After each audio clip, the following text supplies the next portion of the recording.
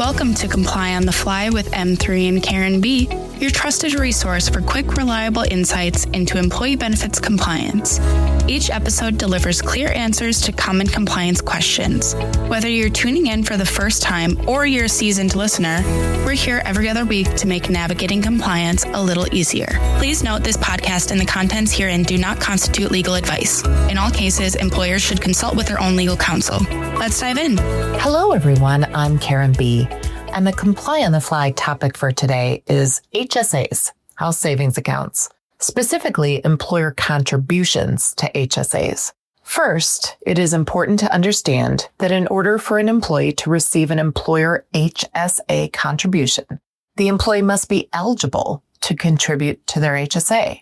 This means that they are enrolled in an HSA-compatible high-deductible health plan, or HDHP, have no other impermissible coverage, including a general-purpose FSA, and have an HSA account. Sometimes this can be the problem if an employee does not take the steps to open an HSA account. However, if all of those requirements are met, employers are able to contribute to the employee HSAs, and the applicable contribution limit that applies will then be reduced by the dollar amount of employer contributions.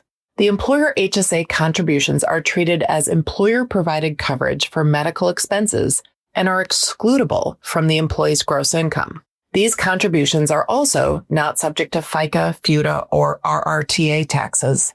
In terms of the employer's responsibility to determine whether the HSA contribution is excludable, the responsibility is limited, meaning that employers are only responsible for determining the following: whether the employee is covered under a high-deductible health plan sponsored by the employer, whether the employee is covered by a non-high-deductible health plan sponsored by the employer, and the employee's age if catch-up contributions are in play. Although not specifically stated in any IRS guidance, employers should also determine whether their contributions will exceed the applicable annual contribution limit. We get many questions on when employers must make HSA contributions. There are no specific rules on this issue if it is truly an employer contribution and not a salary reduction. Some employers make lump sum contributions at the beginning of the year or at specific times during the year, and some employers offer an amount but divide that amount over the payroll. One caution about lump sum payments is that HSA eligibility is determined monthly. If an employee terminates employment mid-year and is no longer covered by the employer's high-deductible health plan, there is a risk to the employee that too much was contributed to the HSA, which causes taxation issues.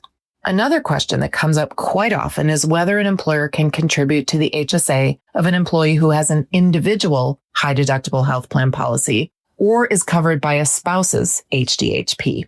The answer is that this would be permissible but not required. If an employer decides to make contributions for employees that have high-deductible coverage elsewhere, the employer would need to establish procedures to ensure that other high-deductible health plan coverage is in place at the time of the HSA contribution.